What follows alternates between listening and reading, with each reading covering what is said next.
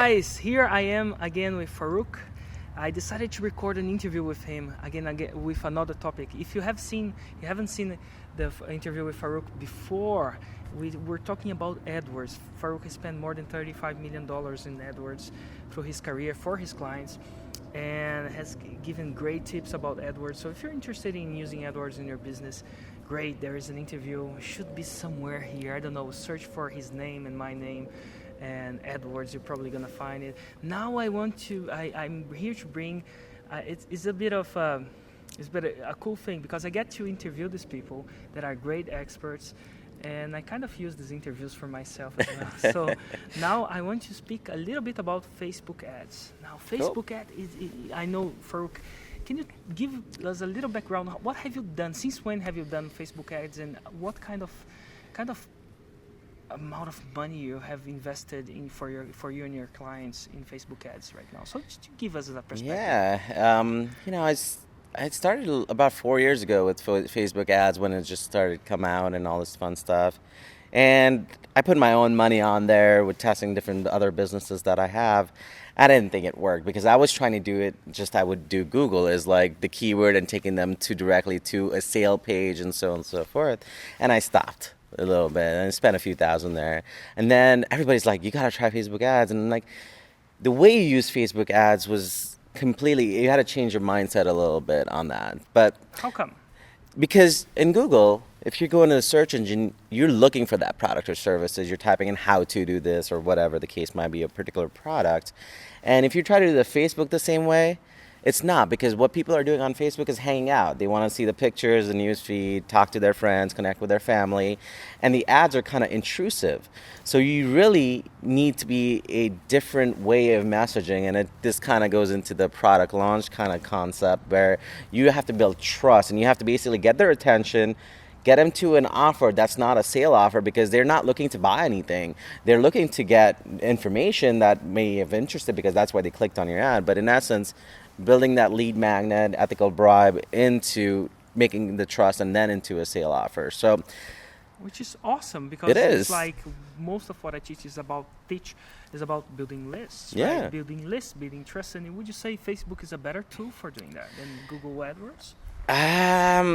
Well, so there's no right or wrong. Yeah, there is, right? and every industry is going to be different depending on what product or service you sell.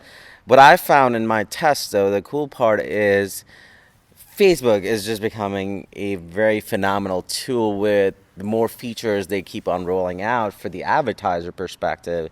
I mean, it blows my mind that how I could go down and drill down into age, gender, city, the likes they like, if they have, are they straight or not, or the education level. I mean, you drill down. These are people, whoever is on Facebook, or you're probably doing it too, that give all this information for free. And for an advertiser, we're able to leverage that information to give them the right offer that will resonate with them, whatever's your avatar.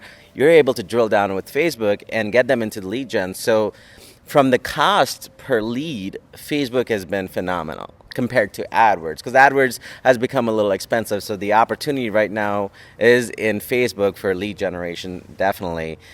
But my tests, and this is not a very conclusive because we go back and forth in this, but AdWords converts better from a overall sale when you're launching or anything like that.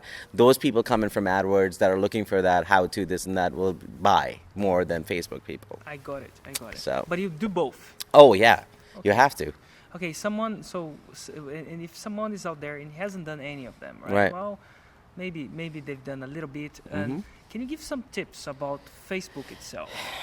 Yeah, absolutely. For someone starting right now, so you have a product, Mm-hmm. or I know Facebook at the moment we're shooting these videos more and more complacent with lead gen than I believe Google is. A lot more lenient, yes. More lenient. I believe it's not gonna be like that forever. What is your No. belief about that? That I completely agree with you. They were so lenient when they launched the advertising platform, and now they're becoming more strict. I see the same pattern Facebook is following that Google did a few years back. So they're still lenient, but they're becoming a bit more strict. So if you want to get into Facebook and try it out, it's not that crazy expensive. Definitely now is the time. And even later, if you're following ethical practices and you're doing a good job of that, Facebook's going to be happy with you as well, just like Google is. Awesome. But, yeah. And someone is starting right now, can you give us Oh, one or yes, two tips? absolutely. So in essence, when you're starting with Facebook, like I said, you're able to drill down. There's two types of ads right now. For a beginner, you'll see the ads that are on the right-hand side. And one of the ads that you've been probably seeing a lot lately is the newsfeed ad. Newsfeed ads convert a lot better. Is this the ad that you see on the feed, not as an Yes, ad? exactly. So why do you think they convert better? More real estate. You have a little nagging little image. Space, More space.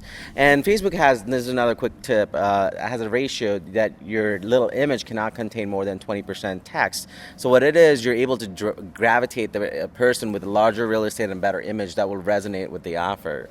What do you mean? So for instance, let's just pretend a person likes stock market or whatever the case might be. Okay. So if I could tell a person that like, hey, like stock market, get this free stock market ebook, and a picture of an ebook that has a stock market on the title, right? Yes. It's a no-brainer at that point. So it's basically it's large real estate and nothing else. You have a lot of white space or anything like that, or like cool background border. What works really well is if you put a red border over your image. Why that?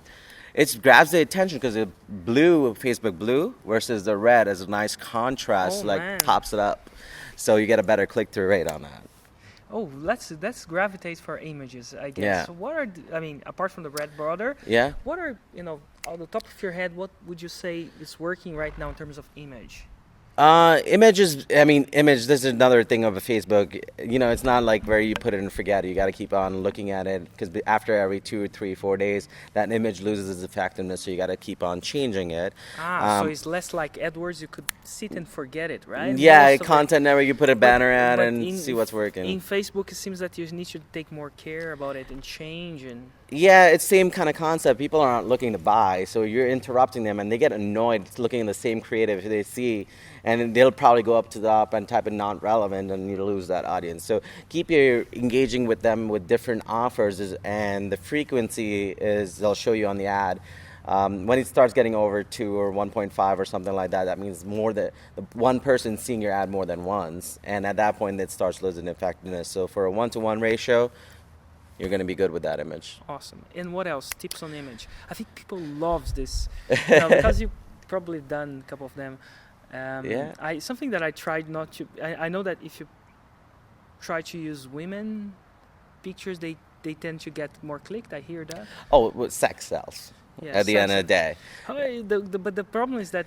Does that help your brand or not? Right? Yeah, that's really, if I'm a high ethical company selling stock market product, example, that's not my avatar, right? Yeah, and for my affiliates, when they actually put some advertising with sex, I actually exclude them from my affiliate. That's one of the rules because I don't actually want to be associated with. Although we get the clicks, but it's not all about the clicks. It's all about the image and integrity you want to pass. Yeah, because those are people are probably not going to buy. They'll see a sexy woman and they click on it and, okay, maybe not. But you're probably going to, if you actually see, you're going to get a good click-through rate, lower cost per clicks, but the conversion rate's probably not going to be that high unless it's a dating offer or something like that. Oh, yeah. Okay, cool. So is there any other tip? Yeah, absolutely. So newsfeed works. One of the things that you want to do in an organization that we talked about in the previous video with AdWords is the organization of your campaign. So a lot of times what people do is, what you could do is type in precise interest. We were just talking about stock market. So you could go in and set up a ad and select your gender and age and country and city and all this fun stuff. But a lot of times you'll basically put, okay, my avatar is 35 or 25 to like 65, and you put it all in one campaign, right? And then the interest, they'll put like stock market, trading, real estate, and yes, they're all relevant, and you could have like 20 of the same things. So the key tip is be very selective, select 2 or 3 or 4 different types of interest, as long as it will tell you what kind of audience matches that on the right hand side when you're setting up the ad. As long as you're getting a 200,000 kind of population for that target, you're going to be good. Don't try to go for a million and stuff like that. And segment your same ad between different age groups, so 25 to 30, 35 to 40, or make that broader depending on what you feel. But that allows you to see what age range is getting the best click-through rate and conversion rate, and then you can take that campaign, put it into it, and scale it. That's really the key. So Scaling. or else you'll never know what is working more, right? What age range is working? And I even go further sometimes, depending on how much money I'm spending on per campaign. I'll divide it into male, female, and age ranges. So I know my exact avatar. And once I tune that, it's just scaling the crap out of it. Awesome. Yeah. It's all about, oh my gosh, that's a tip I never did. You know, I always thought about segmenting, creating different ads for different segments. So I know, for example, people that like I'm a stock marketer is better than people that like rich dad, poor dad. Right. But I never thought about the age segmentation. Yeah, and then there's... And male and female, different buying cycles, different psych. So very good, man. And you're hitting the exact point. The image is the gateway for this ad to come into lead gen, and male and female respond to different colors, psychology of colors. And the image that you could change out for male and versus female is very applicable too. So for a female... Are you a guy that you say you know fairly about psychology of colors? I try to study it as much as I can because that's really the key. Awesome. I think we're going to record. I hope we can find some time to record an interview about that actually, because this is actually a topic that's searched a lot on my blog. Psychology of colors. Awesome. Cool. Well, man, just got an idea for another interview, but we have to stop right now. I know we have spoke a lot and we've got to go, but guys, thank you very much, Faruhk. My pleasure. Thank you for the generosity. Guys, if you're enjoying this channel, just above Faruhk's head, there's a button to subscribe somehow. And if you like this video, please participate. Click like. If you didn't like, fair enough. Click the I did not like it. What matters here is your participation, your voice, and please leave a comment. It's awesome to read all your comments. I read them every day as a part of my daily routine. And if you feel that this kind of information might be of help for anyone, just show them you care and share with them. This is Ignição Digital for you, and I see you tomorrow with another video.